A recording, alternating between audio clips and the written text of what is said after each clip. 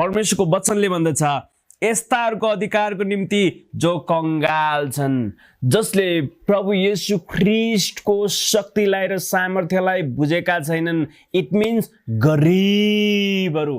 परमेश्वरको वचनले भन्दछ गरीबहरूलाई सुसमाचार सुनाउनुको निम्ति मैले तँलाई चुनेको छु भनेर यशायालाई परमप्रभु परमेश्वरले भन्दै हुनुहुन्छ। इट मिन्स जसले परमेश्वरको फेभर, परमेश्वरको कृपा, उहाँको सामर्थ्य, उहाँको निगाह थाहा पाएका छैनन्, उहाँको अधिकारको कुरो थाहा पाएका छैनन्, उनीहरू कंगाल।